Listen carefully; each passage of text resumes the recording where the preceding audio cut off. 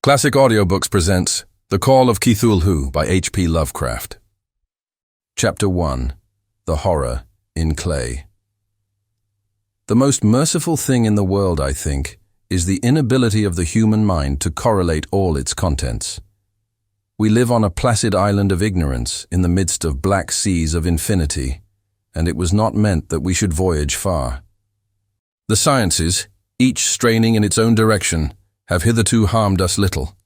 But someday the piecing together of dissociated knowledge will open up such terrifying vistas of reality and of our frightful position therein, that we shall either go mad from the revelation or flee from the deadly light into the peace and safety of a new dark age.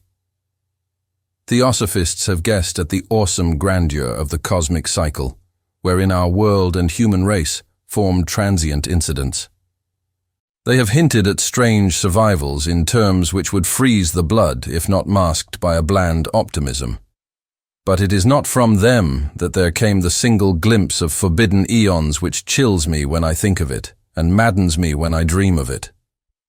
That glimpse, like all dread glimpses of truth, flashed out from an accidental piecing together of separated things, in this case an old newspaper item and the notes of a dead professor. I hope that no one else will accomplish this piecing out. Certainly, if I live, I shall never knowingly supply a link in so hideous a chain. I think that the professor too intended to keep silent regarding the part he knew, and that he would have destroyed his notes had not sudden death seized him. My knowledge of the thing began in the winter of 1926-27, with the death of my granduncle, George Gamble Angel, Professor Emeritus of Semitic Languages in Brown University, Providence, Rhode Island. Professor Angel was widely known as an authority on ancient inscriptions and had frequently been resorted to by the heads of prominent museums, so that his passing at the age of 92 may be recalled by many. Locally, interest was intensified by the obscurity of the cause of death. The professor had been stricken whilst returning from the Newport boat, falling suddenly, as witnesses said, after having been jostled by a nautical-looking Negro who had come from one of the queer dark courts on the precipitous hillside, which formed a shortcut from the waterfront to the deceased's home in William Street. Physicians were unable to find any visible disorder, but concluded after perplexed debate that some obscure lesion of the heart, induced by the brisk ascent of so steep a hill by so elderly a man, was responsible for the end. At the time I saw no reason to dissent from this dictum, but latterly I am inclined to wonder, and more than wonder. As my granduncle's heir and executor, for he died a childless widower, I was expected to go over his papers with some thoroughness, and for that purpose moved his entire set of files and boxes to my quarters in Boston. Much of the material which I correlated will be later published by the American Archaeological Society. But there was one box which I found exceedingly puzzling, and which I felt much averse from showing to other eyes. It had been locked, and I did not find the key till it occurred to me to examine the personal ring which the professor carried always in his pocket. Then, indeed, I succeeded in opening it, but when I did so seemed only to be confronted by a greater and more closely locked barrier. For what could be the meaning of the queer clay bas-relief and the disjointed jottings, ramblings, and cuttings which I found? Had my uncle, in his latter years, become credulous of the most superficial impostures? I resolved to search out the eccentric sculptor responsible for this apparent disturbance of an old man's peace of mind. The bas-relief was a rough rectangle less than an inch thick and about 5 by 6 inches in area, obviously of modern origin. Its designs, however, were far from modern in atmosphere and suggestion, for, although the vagaries of cubism and futurism are many and wild, they do not often reproduce that cryptic regularity which lurks in prehistoric writing.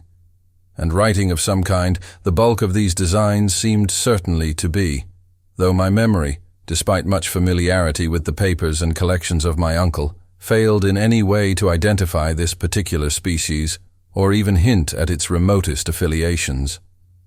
Above these apparent hieroglyphics was a figure of evidently pictorial intent, though its impressionistic execution forbade a very clear idea of its nature.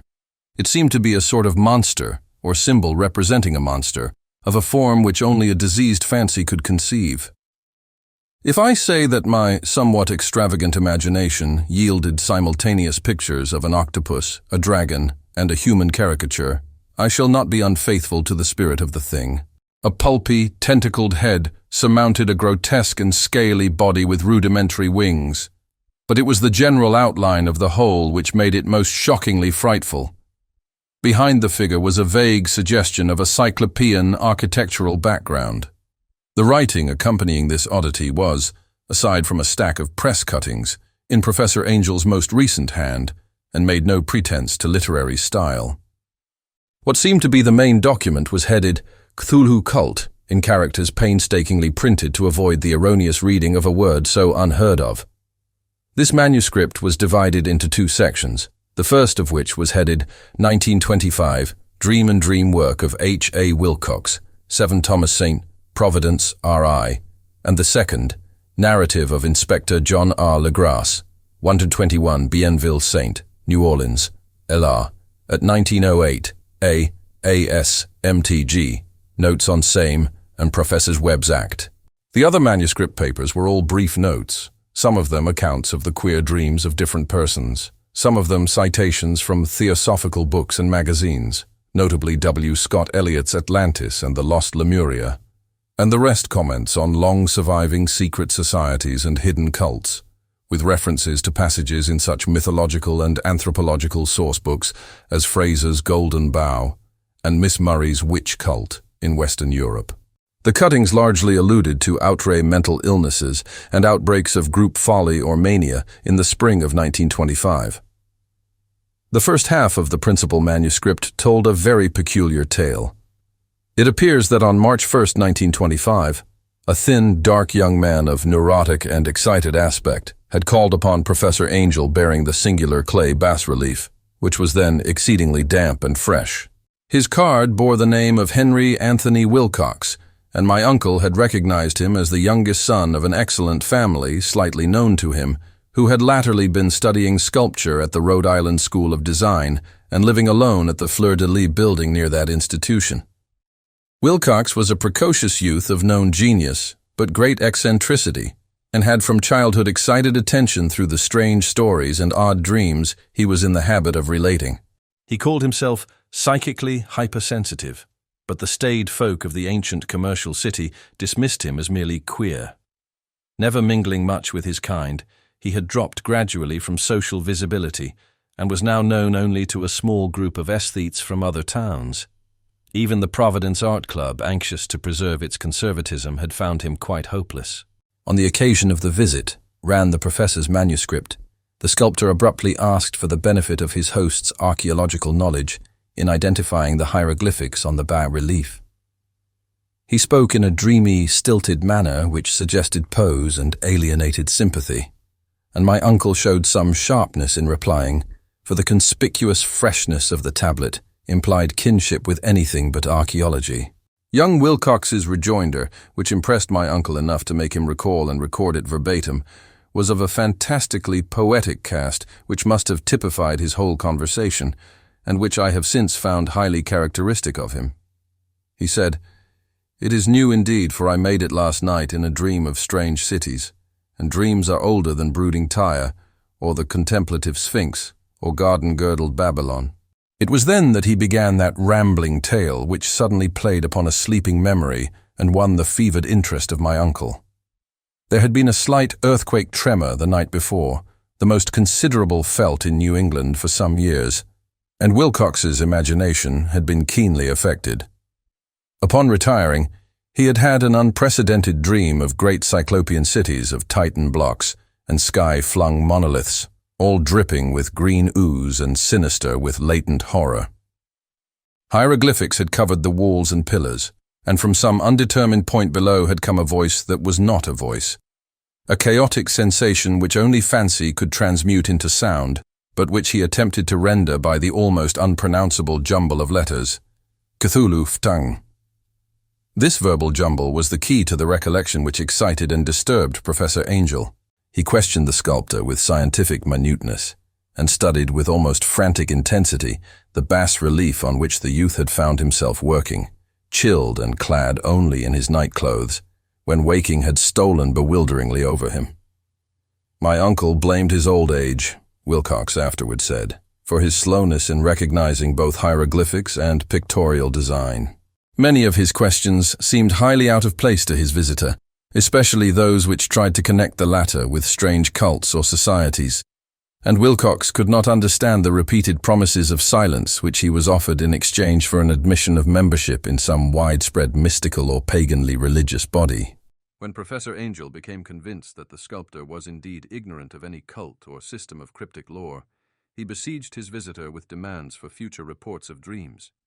This bore regular fruit, for after the first interview the manuscript records daily calls of the young man, during which he related startling fragments of nocturnal imagery whose burden was always some terrible cyclopean vista of dark and dripping stone, with a subterrene voice or intelligence shouting monotonously in enigmatical sense impacts uninscribable save as gibberish.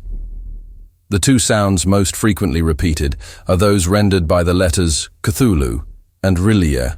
On March 23rd, the manuscript continued. Wilcox failed to appear, and inquiries at his quarters revealed that he had been stricken with an obscure sort of fever and taken to the home of his family in Waterman Street. He had cried out in the night, arousing several other artists in the building, and had manifested since then only alternations of unconsciousness and delirium. My uncle at once telephoned the family, and from that time forward kept close watch of the case, calling often at the Thayer Street office of Dr. Toby, whom he learned to be in charge. The youth's febrile mind, apparently, was dwelling on strange things, and the doctor shuddered now and then as he spoke of them. They included not only a repetition of what he had formerly dreamed, but touched wildly on a gigantic thing, miles high, which walked or lumbered about. He at no time fully described this object, but occasional frantic words, as repeated by Dr. Toby, convinced the professor that it must be identical with the nameless monstrosity he had sought to depict in his dream sculpture. Reference to this object, the doctor added, was invariably a prelude to the young man's subsidence into lethargy. His temperature, oddly enough, was not greatly above normal, but the whole condition was otherwise such as to suggest true fever rather than mental disorder. On April 2nd at about 3 p.m., every trace of Wilcox's malady suddenly ceased. He sat upright in bed, astonished to find himself at home, and completely ignorant of what had happened in dream or reality since the night of March 22nd. Pronounced well by his physician, he returned to his quarters in 3 days, but to Professor Angel he was of no further assistance. All traces of strange dreaming had vanished with his recovery, and my uncle kept no record of his night thoughts after a week of pointless and irrelevant accounts of thoroughly usual visions. Here the first part of the manuscript ended, but references to certain of the scattered notes gave me much material for thought. So much, in fact, that only the ingrained skepticism then forming my philosophy can account for my continued distrust of the artist. The notes in question were those descriptive of the dreams of various persons covering the same period as that in which young Wilcox had had his strange visitations. My uncle, it seems, had quickly instituted a prodigiously far-flung body of inquiries amongst nearly all the friends whom he could question without impertinence, asking for nightly reports of their dreams and the dates of any notable visions for some time past. The reception of his request seems to have been varied, but he must, at the very least, have received more responses than any ordinary man could have handled without a secretary. This original correspondence was not preserved, but his notes formed a thorough and really significant digest.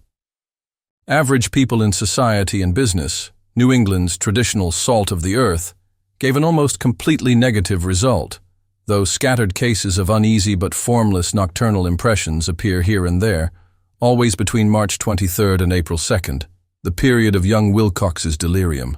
Scientific men were little more affected, though 4 cases of vague description suggest fugitive glimpses of strange landscapes, and in one case there is mentioned a dread of something abnormal. It was from the artists and poets that the pertinent answers came, and I know that panic would have broken loose had they been able to compare notes. As it was, lacking their original letters, I half suspected the compiler of having asked leading questions or of having edited the correspondence in corroboration of what he had latently resolved to see. That is why I continued to feel that Wilcox, somehow cognizant of the old data which my uncle had possessed, had been imposing on the veteran scientist. These responses from aesthetes told a disturbing tale. From February 28th to April 2nd, a large proportion of them had dreamed very bizarre things, the intensity of the dreams being immeasurably the stronger during the period of the sculptor's delirium. Over a fourth of those who reported anything reported scenes and half-sounds, not unlike those which Wilcox had described, and some of the dreamers confessed acute fear of the gigantic nameless thing visible toward the last. One case, which the note describes with emphasis, was very sad. The subject, a widely known architect with leanings toward theosophy and occultism, went violently insane on the date of young Wilcox's seizure and expired several months later after incessant screamings to be saved from some escaped denizen of hell. Had my uncle referred to these cases by name instead of merely by number, I should have attempted some corroboration and personal investigation, but as it was, I succeeded in tracing down only a few. All of these, however, bore out the notes in full. I have often wondered if all the objects of the professor's questioning felt as puzzled as did this fraction. It is well that no explanation shall ever reach them. The press cuttings, as I have intimated, touched on cases of panic, mania, and eccentricity during the given period. Professor Angel must have employed a cutting bureau, for the number of extracts was tremendous, and the sources scattered throughout the globe. Here was a nocturnal suicide in London, where a lone sleeper had leaped from a window after a shocking cry. Here, likewise, a rambling letter to the editor of a paper in South America, where a fanatic deduces a dire future from visions he has seen. A dispatch from California describes a theosophist colony as donning white robes en masse for some glorious fulfillment, which never arrives, whilst items from India speak guardedly of serious native unrest toward the end of March. Voodoo orgies multiply in Haiti, and African outposts report ominous mutterings. American officers in the Philippines find certain tribes bothersome about this time, and New York policemen are mobbed by hysterical Levantines on the night of March 22nd to 23.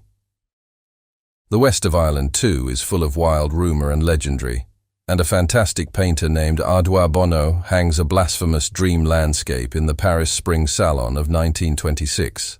And so numerous are the recorded troubles in insane asylums that only a miracle can have stopped the medical fraternity from noting strange parallelisms and drawing mystified conclusions. A weird bunch of cuttings, all told, and I can at this date scarcely envisage the callous rationalism with which I set them aside. But I was then convinced that young Wilcox had known of the older matters mentioned by the professor. Chapter 2. The Tale of Inspector Legrasse.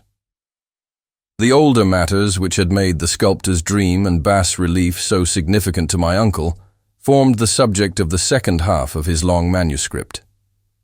Once before, it appears, Professor Angel had seen the hellish outlines of the nameless monstrosity, puzzled over the unknown hieroglyphics, and heard the ominous syllables which can be rendered only as Cthulhu, and all this in so stirring and horrible a connection that it is small wonder he pursued young Wilcox with queries and demands for data. This earlier experience had come in 1908, 17 years before, when the American Archaeological Society held its annual meeting in St. Louis. Professor Angel, as befitted one of his authority and attainments, had had a prominent part in all the deliberations, and was one of the first to be approached by the several outsiders who took advantage of the convocation to offer questions for correct answering and problems for expert solution.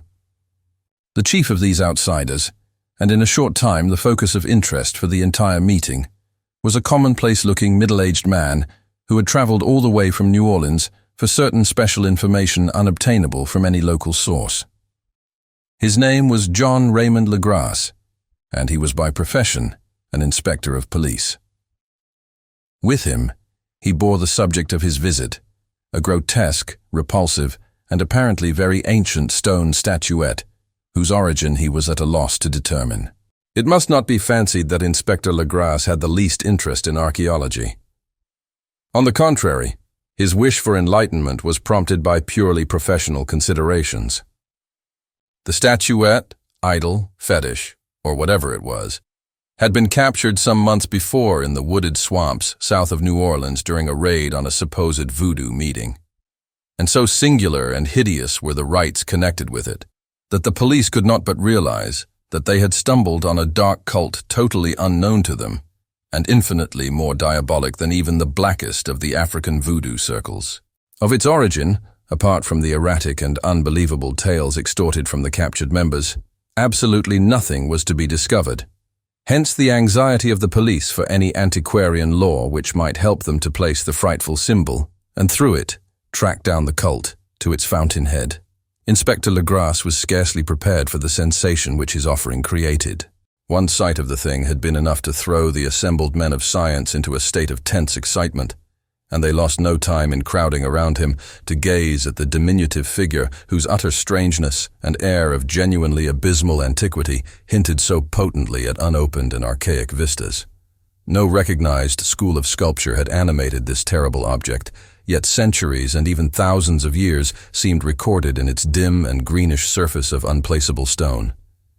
The figure, which was finally passed slowly from man to man for close and careful study, was between 7 and 8 inches in height and of exquisitely artistic workmanship.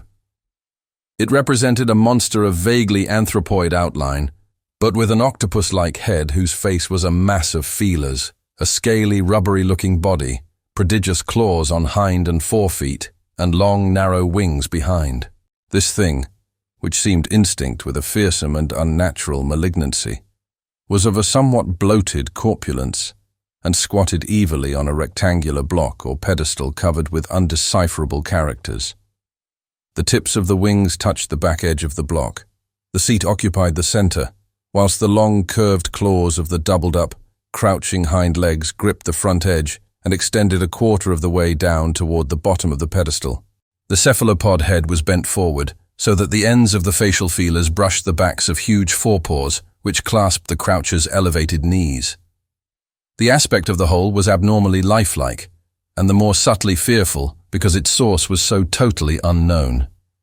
Its vast, awesome, and incalculable age was unmistakable, yet not one link did it show with any known type of art belonging to civilization's youth, or indeed to any other time.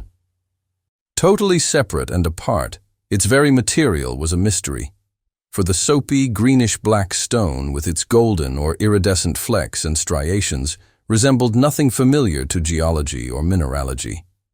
The characters along the base were equally baffling, and no member present, despite a representation of half the world's expert learning in this field, could form the least notion of even their remotest linguistic kinship. They, like the subject and material, belonged to something horribly remote and distinct from mankind as we know it, something frightfully suggestive of old and unhallowed cycles of life in which our world and our conceptions have no part. And yet, as the members severally shook their heads and confessed defeat at the inspector's problem, there was one man in that gathering who suspected a touch of bizarre familiarity in the monstrous shape and writing, and who presently told with some diffidence of the odd trifle he knew. This person was the late William Channing Webb, professor of anthropology in Princeton University, and an explorer of no slight note. Professor Webb had been engaged, 48 years before, in a tour of Greenland and Iceland in search of some runic inscriptions which he failed to unearth, and whilst high up on the West Greenland coast had encountered a singular tribe or cult of degenerate Eskimos, whose religion, a curious form of devil worship, chilled him with its deliberate bloodthirstiness and repulsiveness. It was a faith of which other Eskimos knew little, and which they mentioned only with shudders, saying that it had come down from horribly ancient eons before ever the world was made. Besides nameless rites and human sacrifices, there were certain queer hereditary rituals addressed to a supreme elder devil, or Tornasuk, and of this, Professor Webb had taken a careful phonetic copy from an aged Angakok or wizard priest, expressing the sounds in Roman letters as best he knew how. But just now of prime significance was the fetish which this cult had cherished, and around which they danced when the aurora leapt high over the ice cliffs. It was, the professor stated, a very crude bas-relief of stone, comprising a hideous picture and some cryptic writing. And as far as he could tell, it was a rough parallel in all essential features of the bestial thing now lying before the meeting. These data, received with suspense and astonishment by the assembled members, proved doubly exciting to Inspector Legrasse, and he began at once to ply his informant with questions. Having noted and copied an oral ritual among the swamp cult worshippers his men had arrested, he besought the professor to remember as best he might the syllables taken down amongst the diabolist Eskimos. There then followed an exhaustive comparison of details, and a moment of really awed silence when both detective and scientist agreed on the virtual identity of the phrase common to two hellish rituals so many worlds of distance apart. What in substance both the Eskimo wizards and the Louisiana swamp priests had chanted to their kindred idols was something very like this, the word divisions being guessed at from traditional breaks in the phrase as chanted aloud, Finglui Milwunaf Cthulhu Relieh Wugach Nuggle Ftagen. Legrasse had 1 point in advance of Professor Webb, for several among his mongrel prisoners had repeated to him what older celebrants had told them the words meant. This text, as given, ran something like this. In his house at Arlaye, dead Cthulhu waits dreaming. And now, in response to a general urgent demand, Inspector Legrasse related as fully as possible his experience with the swamp worshippers, telling a story to which I could see my uncle attached profound significance. It savored of the wildest dreams of mythmaker and theosophist, and disclosed an astonishing degree of cosmic imagination among such half-castes and pariahs as might be least expected to possess it. On November 1st, 1907, there had come to New Orleans police a frantic summons from the swamp and lagoon country to the south. The squatters there, mostly primitive but good-natured descendants of Lafitte's men, were in the grip of stark terror from an unknown thing which had stolen upon them in the night. It was voodoo, apparently, but voodoo of a more terrible sort than they had ever known, and some of their women and children had disappeared since the malevolent tom-tom had begun its incessant beating far within the black haunted woods where no dweller ventured. There were insane shouts and harrowing screams, soul-chilling chants and dancing devil flames, and the frightened messenger added, the people could stand it no more. So a body of 20 police, filling 2 carriages and an automobile, had set out in the late afternoon with the shivering squatter as a guide. At the end of the passable road they alighted, and for miles splashed on in silence through the terrible cypress woods where day never came. Ugly roots and malignant hanging nooses of Spanish moss beset them, and now and then a pile of dank stones or fragments of a rotting wall intensified by its hint of morbid habitation, a depression which every malformed tree and every fungus islet combined to create. At length the squatter settlement, a miserable huddle of huts, hove in sight, and hysterical dwellers ran out to cluster around the group of bobbing lanterns. The muffled beat of tom-toms was now faintly audible far, far ahead, and a curdling shriek came at infrequent intervals when the wind shifted. A reddish glare, too, seemed to filter through the pale undergrowth beyond endless avenues of forest night. Reluctant even to be left alone again, each one of the cowed squatters refused point-blank to advance another inch toward the scene of unholy worship, so Inspector Legrasse and his 19 colleagues plunged on unguided into black arcades of horror that none of them had ever trod before. The region now entered by the police was one of traditionally evil repute, substantially unknown and untraversed by white men. There were legends of a hidden lake unglimpsed by mortal sight, in which dwelt a huge, formless white polypus thing with luminous eyes, and squatters whispered that bat-winged devils flew up out of caverns in inner earth to worship it at midnight.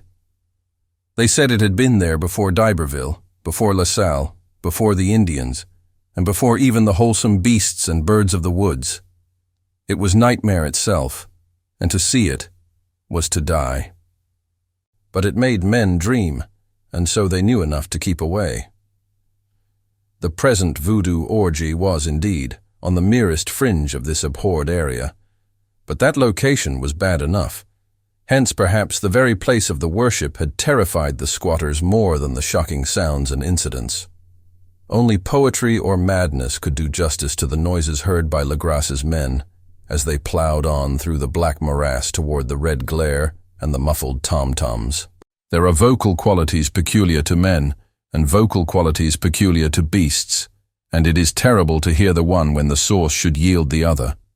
Animal fury and orgiastic license here whipped themselves to demoniac heights by howls and squawking ecstasies that tore and reverberated through those nighted woods like pestilential tempests from the gulfs of hell.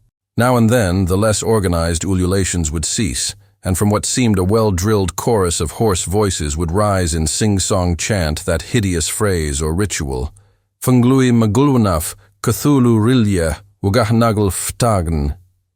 Then the men, having reached a spot where the trees were thinner, came suddenly in sight of the spectacle itself. 4 of them reeled, 1 fainted, and 2 were shaken into a frantic cry which the mad cacophony of the orgy fortunately deadened. Legrasse dashed swamp water on the face of the fainting man, and all stood trembling and nearly hypnotized with horror. In a natural glade of the swamp stood a grassy island of perhaps an acre's extent, clear of trees and tolerably dry. On this now leaped and twisted a more indescribable horde of human abnormality than any but a Sime or an Angarola could paint. Void of clothing, this hybrid spawn were braying, bellowing and writhing about a monstrous ring-shaped bonfire, in the center of which, revealed by occasional rifts in the curtain of flame, stood a great granite monolith some 8 feet in height, on top of which, incongruous in its diminutiveness, rested the noxious carven statuette. From a wide circle of 10 scaffolds set up at regular intervals with the flame-girt monolith, as a center hung, head downward, the oddly marred bodies of the helpless squatters who had disappeared. It was inside this circle that the ring of worshippers jumped and roared, the general direction of the mass motion being from left to right in endless bacchanal between the ring of bodies and the ring of fire. It may have been only imagination, and it may have been only echoes which induced one of the men, an excitable Spaniard, to fancy he heard antiphonal responses to the ritual from some far and unillumined spot deeper within the wood of ancient legendary and horror. This man, Joseph D. Galvez, I later met and questioned, and he proved distractingly imaginative. He indeed went so far as to hint of the faint beating of great wings, and of a glimpse of shining eyes and a mountainous white bulk beyond the remotest trees. But I suppose he had been hearing too much native superstition. Actually, the horrified pause of the men was of comparatively brief duration. Duty came first, and although there must have been nearly 100 mongrel celebrants in the throng, the police relied on their firearms and plunged determinedly into the nauseous rout. For 5 minutes, the resultant din and chaos were beyond description. Wild blows were struck, shots were fired, and escapes were made. But in the end, Legrasse was able to count some 47 sullen prisoners, whom he forced to dress in haste and fall into line between 2 rows of policemen. 5 of the worshippers lay dead, and 2 severely wounded ones were carried away on improvised stretchers by their fellow prisoners. The image on the monolith, of course, was carefully removed and carried back by Legrasse. Examined at headquarters after a trip of intense strain and weariness, the prisoners all proved to be men of a very low, mixed-blooded and mentally aberrant type. Most were seamen, and a sprinkling of Negroes and mulattoes, largely West Indians or Brava Portuguese from the Cape Verde Islands, gave a coloring of voodooism to the heterogeneous cult. But before many questions were asked, it became manifest that something far deeper and older than Negro fetishism was involved. Degraded and ignorant as they were, the creatures held with surprising consistency to the central idea of their loathsome faith. They worshipped, so they said, the great old ones who lived ages before there were any men, and who came to the young world out of the sky. Those old ones were gone now, inside the earth and under the sea. But their dead bodies had told their secrets in dreams to the first man, who formed a cult which had never died. This was that cult, and the prisoners said it had always existed, and always would exist, hidden in distant wastes and dark places all over the world, until the time when the great priest Cthulhu, from his dark house in the mighty city of Rillia under the waters, should rise and bring the earth again beneath his sway. Someday he would call, when the stars were ready, and the secret cult would always be waiting to liberate him. Meanwhile, no more must be told. There was a secret which even torture could not extract. Mankind was not absolutely alone among the conscious things of earth, for shapes came out of the dark to visit the faithful few. But these were not the great old ones. No man had ever seen the old ones. The carven idol was great Cthulhu, but none might say whether or not the others were precisely like him. No one could read the old writing now, but things were told by word of mouth. The chanted ritual was not the secret. That was never spoken aloud, only whispered. The chant meant only this: in his house at Relaya dead Cthulhu waits dreaming. Only 2 of the prisoners were found sane enough to be hanged, and the rest were committed to various institutions. All denied a part in the ritual murders, and averred that the killing had been done by black-winged ones, which had come to them from their immemorial meeting place in the haunted wood. But of those mysterious allies, no coherent account could ever be gained. What the police did extract came mainly from an immensely aged mestizo named Castro, who claimed to have sailed to strange ports and talked with undying leaders of the cult in the mountains of China. Old Castro remembered bits of hideous legend that paled the speculations of theosophists and made man and the world seem recent and transient indeed. There had been eons when other things ruled on the earth, and they had had great cities. Remains of them, he said the deathless Chinaman had told him, were still to be found as cyclopean stones on islands in the Pacific. They all died vast epochs of time before man came, but there were arts which could revive them when the stars had come round again to the right positions in the cycle of eternity. They had indeed come themselves from the stars and brought their images with them. These great old ones, Castro continued, were not composed altogether of flesh and blood. They had shape, for did not this star-fashioned image prove it? But that shape was not made of matter. When the stars were right, they could plunge from world to world through the sky, but when the stars were wrong, they could not live. But although they no longer lived, they would never really die. They all lay in stone houses in their great city of Ralia, preserved by the spells of mighty Cthulhu, for a glorious resurrection when the stars and the earth might once more be ready for them. But at that time, some force from outside must serve to liberate their bodies. The spells that preserved them intact likewise prevented them from making an initial move, and they could only lie awake in the dark and think whilst uncounted millions of years rolled by. They knew all that was occurring in the universe, for their mode of speech was transmitted thought. Even now they talked in their tombs. When, after infinities of chaos, the first men came, the great old ones spoke to the sensitive among them by moulding their dreams, for only thus could their language reach the fleshly minds of mammals. Then, whispered Castro, those first men formed the cult around small idols which the great ones showed them, idols brought in dim eras from dark stars. That cult would never die till the stars came right again, and the secret priests would take great Cthulhu from his tomb to revive his subjects and resume his rule of earth. The time would be easy to know, for then mankind would have become as the great old ones, free and wild and beyond good and evil, with laws and morals thrown aside, and all men shouting and killing and reveling in joy. Then the liberated old ones would teach them new ways to shout and kill and revel and enjoy themselves, and all the earth would flame with a holocaust of ecstasy and freedom. Meanwhile, the cult, by appropriate rites, must keep alive the memory of those ancient ways and shadow forth the prophecy of their return.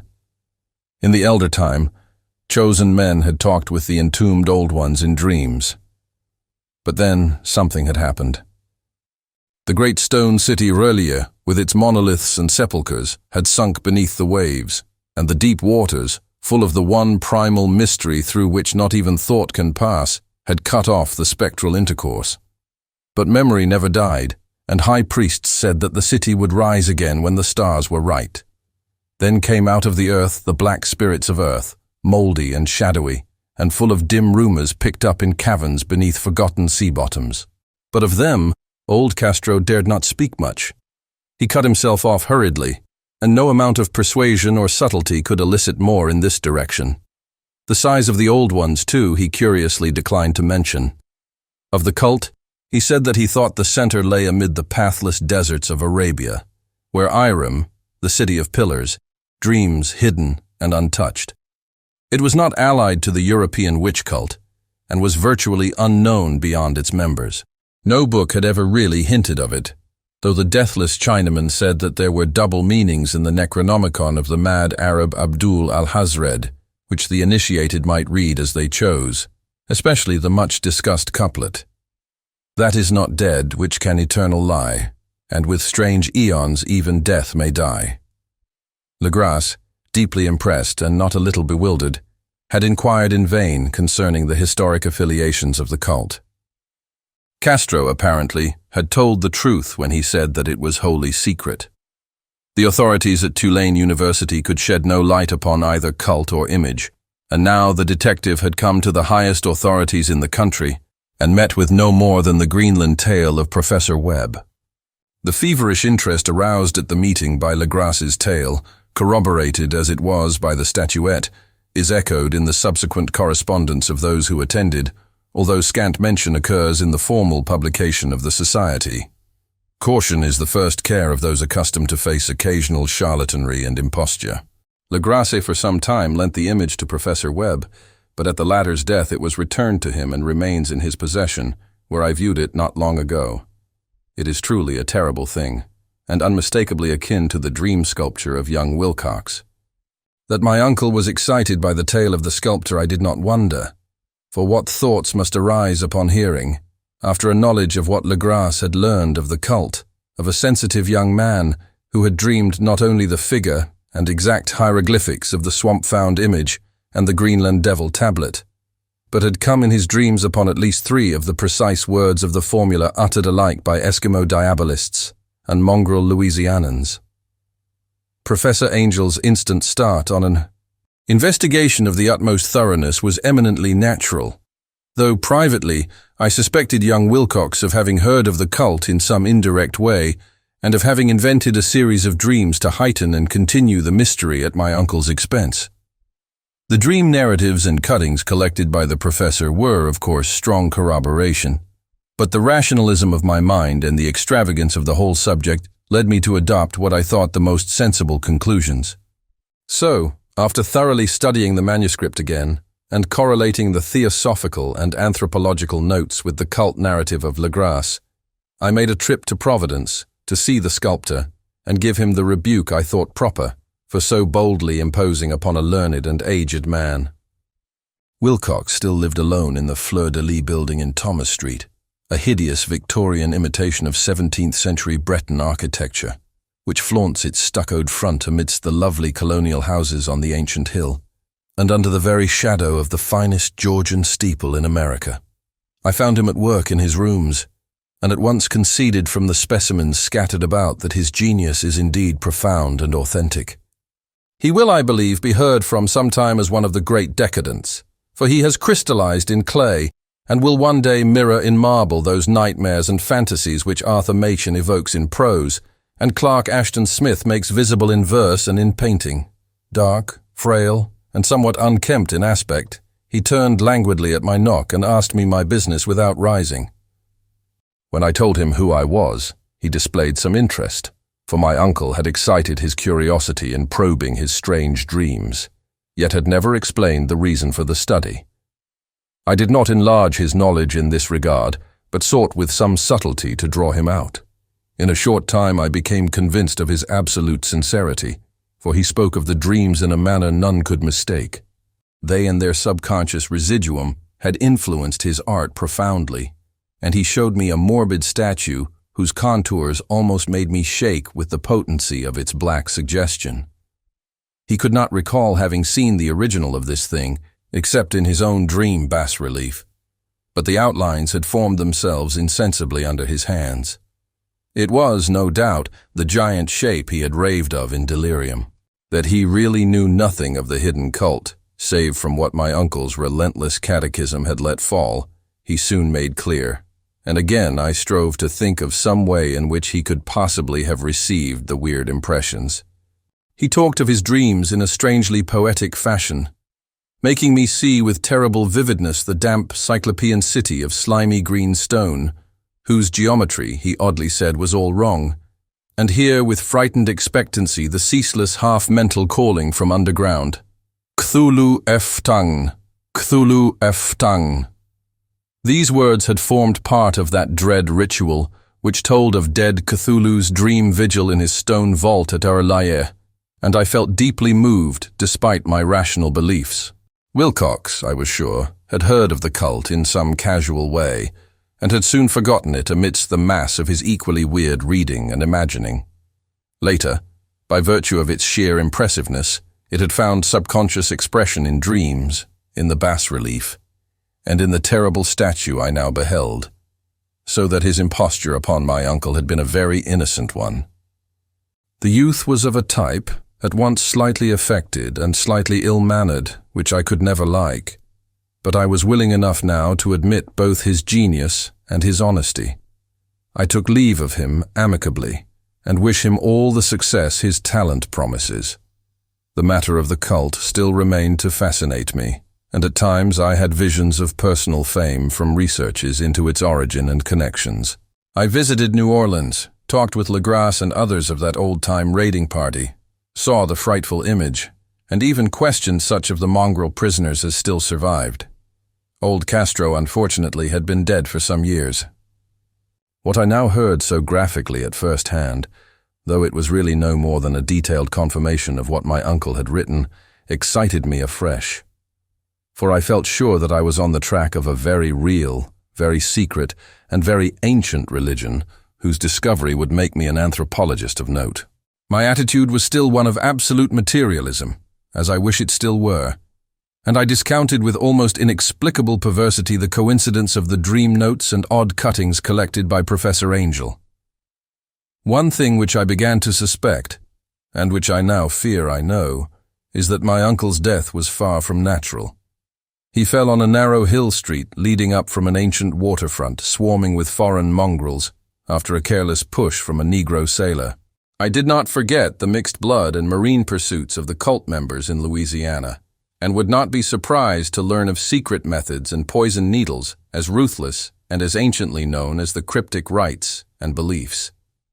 Legrasse and his men, it is true, have been let alone, but in Norway a certain seaman who saw things is dead. Might not the deeper inquiries of my uncle after encountering the sculptor's data have come to sinister ears? I think Professor Angel died because he knew too much, or because he was likely to learn too much. Whether I shall go as he did remains to be seen, for I have learned much now. Chapter 3. The Madness from the Sea. If heaven ever wishes to grant me a boon, it will be a total effacing of the results of a mere chance which fixed my eye on a certain stray piece of shelf paper. It was nothing on which I would naturally have stumbled in the course of my daily round, for it was an old number of an Australian journal, Sydney Bulletin, for April 18, 1925. It had escaped even the cutting bureau, which had at the time of its issuance been avidly collecting material for my uncle's research. I had largely given over my inquiries into what Professor Angel called the Cthulhu cult, and was visiting a learned friend of Paterson, New Jersey, the curator of a local museum, and a mineralogist of note. Examining one day the reserve specimens roughly set on the storage shelves in a rear room of the museum, my eye was caught by an odd picture in one of the old papers spread beneath the stones. It was the Sydney Bulletin I have mentioned, for my friend has wide affiliations in all conceivable foreign parts, and the picture was a half-tone cut of a hideous stone image almost identical with that which Legrasse had found in the swamp. Eagerly clearing the sheet of its precious contents, I scanned the item in detail, and was disappointed to find it of only moderate length. What it suggested, however, was of portentous significance to my flagging quest, and I carefully tore it out for immediate action. It read as follows: Mystery derelict found at sea. Vigilant arrives with helpless armed New Zealand yacht in tow. One survivor and dead man found aboard. Tale of desperate battle and deaths at sea. Rescued seaman refuses particulars of strange experience. Odd idol found in his possession.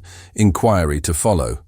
The Morrison Co's freighter Vigilant, bound from Valparaiso, arrived this morning at its wharf in Darling Harbour, having in tow the battled and disabled but heavily armed steam yacht Alert of Dunedin, NZ, which was sighted April 12th in S latitude 34°21, W longitude 152°17, with 1 living and 1 dead man aboard. The Vigilant left Valparaiso March 25th, and on April 2nd was driven considerably south of her course by exceptionally heavy storms and monster waves.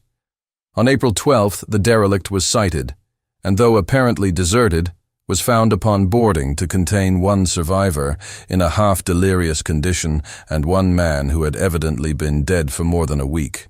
The living man was clutching a horrible stone idol of unknown origin, about a foot in height, regarding whose nature authorities at Sydney University, the Royal Society, and the museum in College Street all profess complete bafflement, and which the survivor says he found in the cabin of the yacht, in a small carved shrine of common pattern.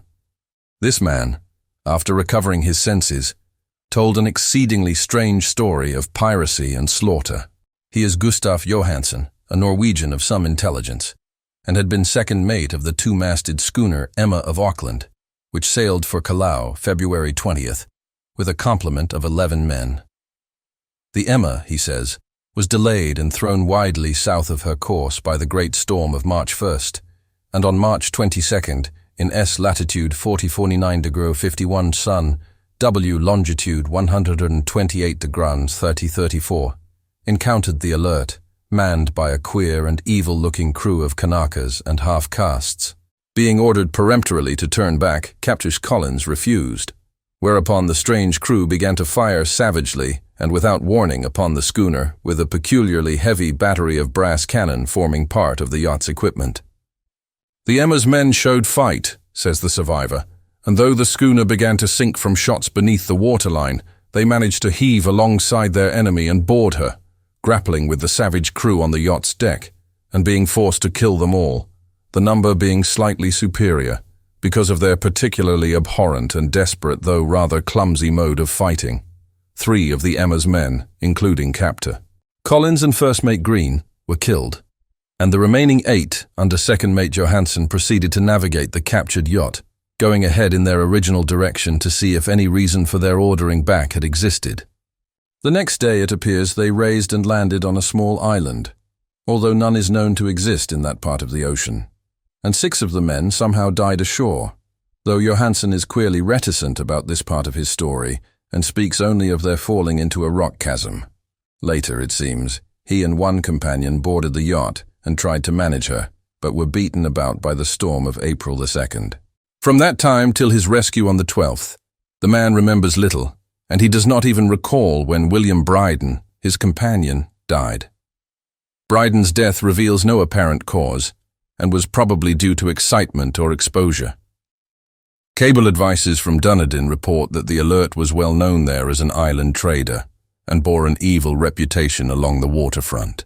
It was owned by a curious group of half-castes whose frequent meetings and night trips to the woods attracted no little curiosity, and it had set sail in great haste just after the storm and earth tremors of March 1st. Our Auckland correspondent gives the Emma and her crew an excellent reputation, and Johansson is described as a sober and worthy man. The Admiralty will institute an inquiry on the whole matter beginning tomorrow, at which every effort will be made to induce Johansson to speak more freely than he has done hitherto. This was all, together with the picture of the hellish image. But what a train of ideas it started in my mind. Here were new treasuries of data on the Cthulhu cult, and evidence that it had strange interests at sea as well as on land. What motive prompted the hybrid crew to order back the Emma as they sailed about with their hideous idol? What was the unknown island on which 6 of the Emma's crew had died and about which the mate Johansson was so secretive? What had the Vice Admiralty's investigation brought out? And what was known of the noxious cult in Dunedin? And most marvelous of all, what deep and more than natural linkage of dates was this which gave a malign and now undeniable significance to the various turns of events so carefully noted by my uncle? March 1st, our February 28th, according to the international dateline. The earthquake and storm had come. From Dunedin, the Alert and her noisome crew had darted eagerly forth as if imperiously summoned, and on the other side of the earth, poets and artists had begun to dream of a strange, dank, cyclopean city, whilst a young sculptor had moulded in his sleep the form of the dreaded Cthulhu. March 23rd.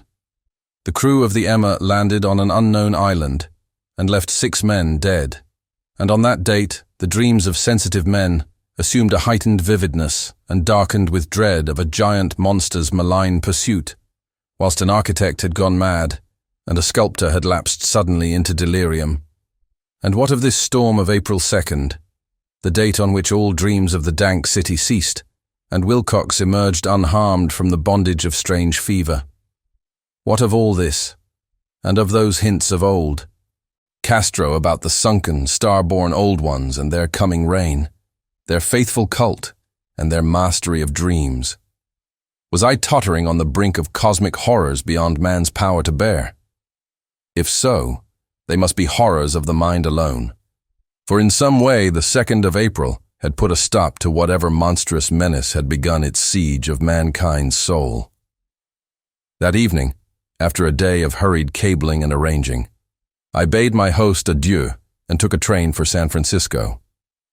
In less than a month I was in Dunedin, where, however, I found that little was known of the strange cult members who had lingered in the old sea taverns.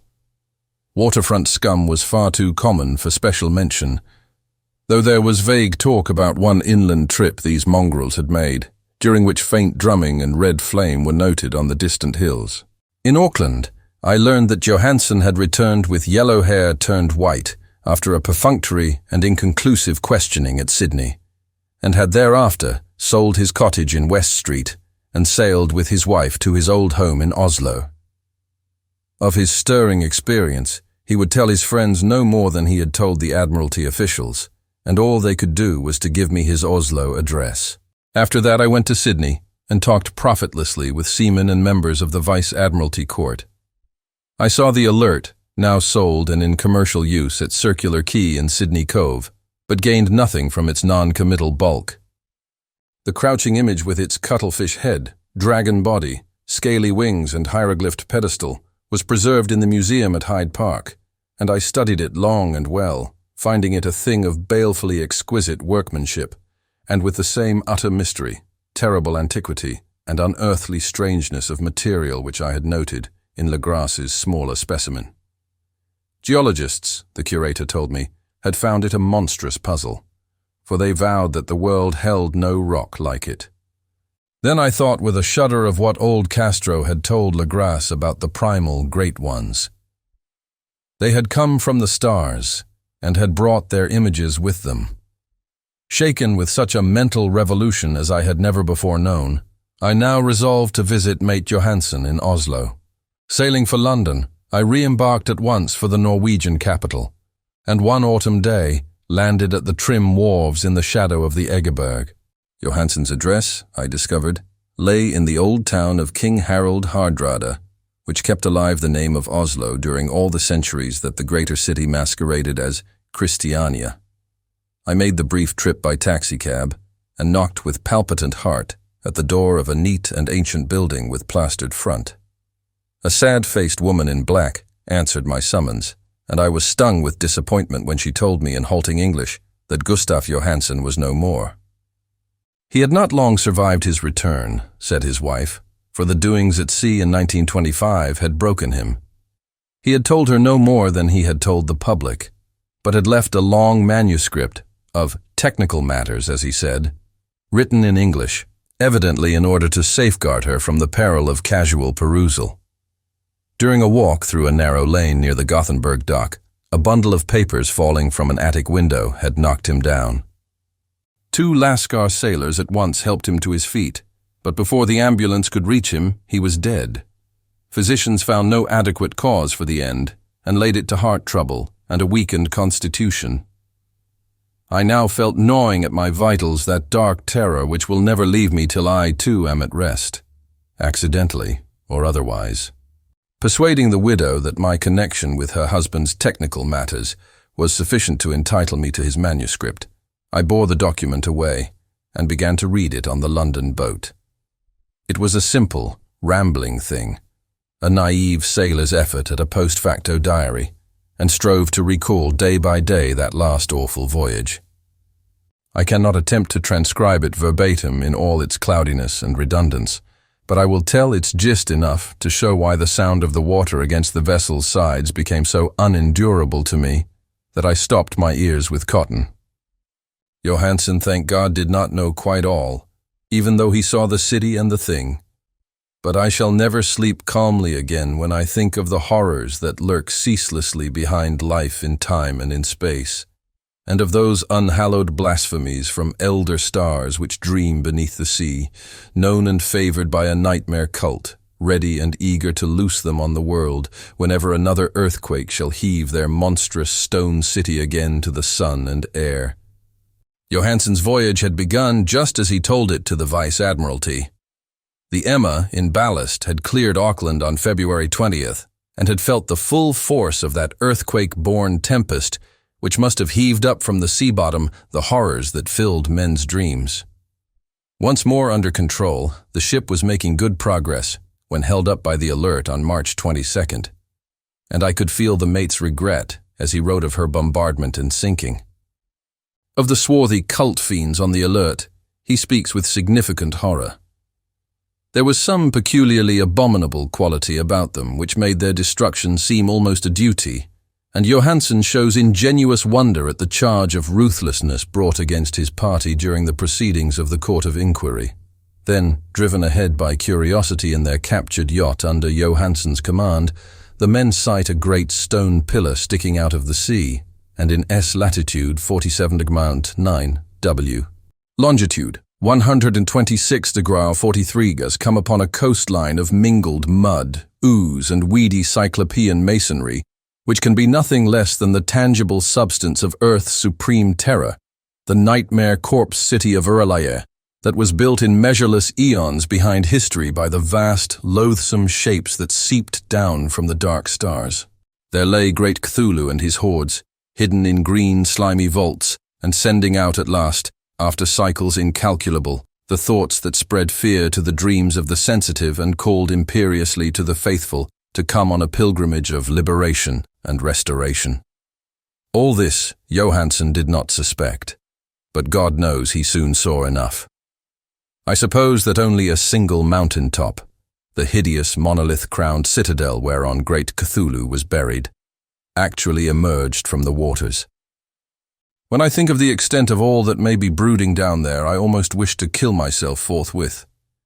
Johansen and his men were awed by the cosmic majesty of this dripping Babylon of elder demons, and must have guessed without guidance that it was nothing of this or of any sane planet.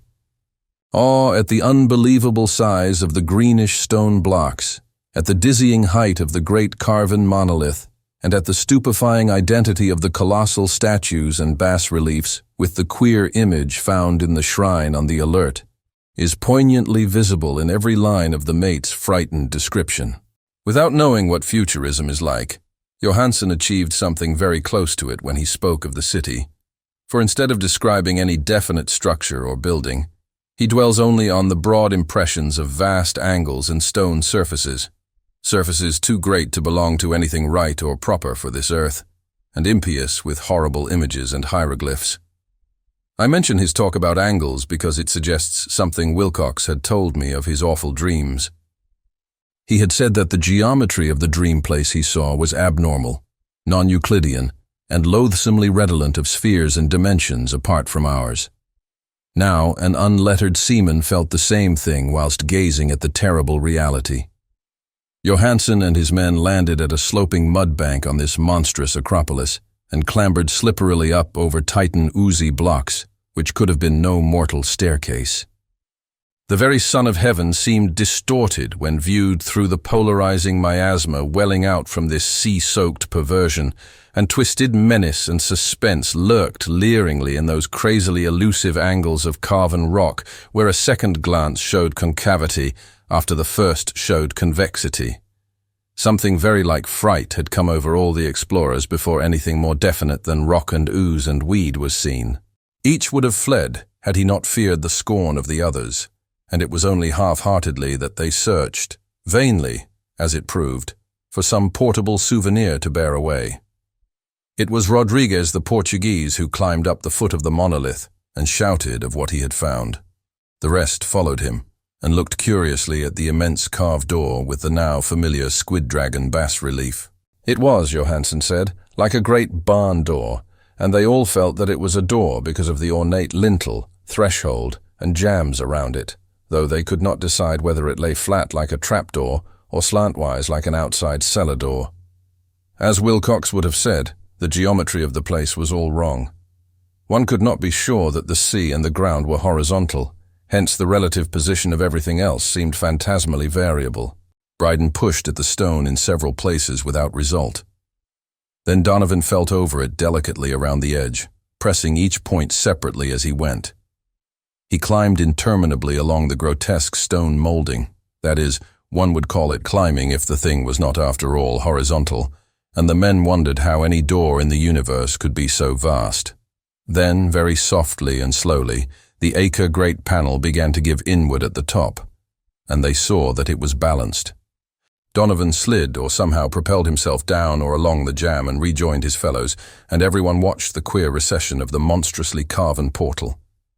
In this fantasy of prismatic distortion, it moved anomalously in a diagonal way, so that all the rules of matter and perspective seemed upset. The aperture was black with a darkness almost material. That tenebrousness was indeed a positive quality, for it obscured such parts of the inner walls as ought to have been revealed, and actually burst forth like smoke from its eon-long imprisonment, visibly darkening the sun as it slunk away into the shrunken and gibbous sky on flapping membranous wings. The odor arising from the newly opened depths was intolerable, and at length the quick-eared Hawkins thought he heard a nasty, slopping sound down there. Everyone listened, and everyone was listening still when it lumbered slobberingly into sight and gropingly squeezed its gelatinous green immensity through the black doorway into the tainted outside air of that poisoned city of madness. Poor Johansen's handwriting almost gave out when he wrote of this. Of the 6 men who never reached the ship, he thinks 2 perished of pure fright in that accursed instant. The thing cannot be described. There is no language for such abysms of shrieking and immemorial lunacy, such eldritch contradictions of all matter, force, and cosmic order. A mountain walked or stumbled. God. What wonder that across the earth a great architect went mad and poor Wilcox raved with fever in that telepathic instant. The thing of the idols, the green, sticky spawn of the stars, had awaked to claim his own. The stars were right again, and what an age-old cult had failed to do by design, a band of innocent sailors had done by accident. After vigintillions of years, great Cthulhu was loose again, and ravening for delight. 3 men were swept up by the flabby claws before anybody turned. God rest them, if there be any rest in the universe. They were Donovan, Guerrera, and Angstrom. Parker slipped as the other 3 were plunging frenziedly over endless vistas of green-crusted rock to the boat, and Johansen swears he was swallowed up by an angle of masonry which shouldn't have been there, an angle which was acute but behaved as if it were obtuse. So only Bryden and Johansen reached the boat and pulled desperately for the alert as the mountainous monstrosity flopped down the slimy stones and hesitated floundering at the edge of the water. Steam had not been suffered to go down entirely, despite the departure of all hands for the shore, and it was the work of only a few moments of feverish rushing up and down between wheels and engines to get the alert underway. Slowly, amidst the distorted horrors of that indescribable scene, she began to churn the lethal waters, whilst on the masonry of that charnel shore that was not of earth, the Titan thing from the stars slavered and gibbered like Polypheme, cursing the fleeing ship of Odysseus. Then, bolder than the storied Cyclops, great Cthulhu slid greasily into the water and began to pursue with vast wave-raising strokes of cosmic potency. Bryden looked back and went mad, laughing shrilly as he kept on laughing at intervals, till death found him one night in the cabin whilst Johansen was wandering deliriously. But Johansen had not given out yet. Knowing that the thing could surely overtake the alert until steam was fully up, he resolved on a desperate chance. And setting the engine for full speed, ran lightning-like on deck and reversed the wheel. There was a mighty eddying and foaming in the noisome brine, and as the steam mounted higher and higher, the brave Norwegian drove his vessel head-on against the pursuing jelly, which rose above the unclean froth like the stern of a demon galleon. The awful squid-head with writhing feelers came nearly up to the bowsprit of the sturdy yacht, but Johansen drove on relentlessly. There was a bursting as of an exploding bladder, a slushy nastiness as of a cloven sunfish, a stench as of 1,000 opened graves, and a sound that the chronicler would not put on paper. For an instant, the ship was befouled by an acrid and blinding green cloud, and then there was only a venomous seething astern, where, God in heaven, the scattered plasticity of that nameless sky spawn was nebulously recombining in its hateful original form, whilst its distance widened every second as the alert gained impetus from its mounting steam. That was all. After that, Johansen only brooded over the idol in the cabin and attended to a few matters of food for himself and the laughing maniac by his side. He did not try to navigate after the first bold flight, for the reaction had taken something out of his soul. Then came the storm of April 2nd, and a gathering of the clouds about his consciousness. There is a sense of spectral whirling through liquid gulfs of infinity, of dizzying rides through reeling universes on a comet's tail, and of hysterical plunges from the pit to the moon, and from the moon back again to the pit, all livened by a cachinnating chorus of the distorted, hilarious elder gods, and the green, bat-winged mocking imps of Tartarus. Out of that dream came rescue, the Vigilant, the Vice-Admiralty Court, the streets of Dunedin, and the long voyage back home to the old house by the Egeberg. He could not tell. They would think him mad. He would write of what he knew before death came, but his wife must not guess. Death would be a boon, if only it could blot out the memories. That was the document I read, and now I have placed it in the tin box beside the bas-relief and the papers of Professor Angel. With it shall go this record of mine, this test of my own sanity, wherein is pieced together that which I hope may never be pieced together again. I have looked upon all that the universe has to hold of horror, and even the skies of spring and the flowers of summer must ever afterward be poison to me, but I do not think my life will be long. As my uncle went, as poor Johansen went, so I shall go. I know too much, and the cult still lives. Cthulhu still lives too, I suppose, again in that chasm of stone which has shielded him since the sun was young. His accursed city is sunken once more, for the Vigilant sailed over the spot after the April storm, but his ministers on earth still bellow and prance and slay around idol-capped monoliths in lonely places. He must have been trapped by the sinking whilst within his black abyss, or else the world would by now be screaming with fright and frenzy. Who knows the end? What has risen may sink, and what has sunk may rise. Loathsomeness waits and dreams in the deep, and decay spreads over the tottering cities of men. A time will come, but I must not and cannot think. Let me pray that, if I do not survive this manuscript, my executors may put caution before audacity and see that it meets no other eye.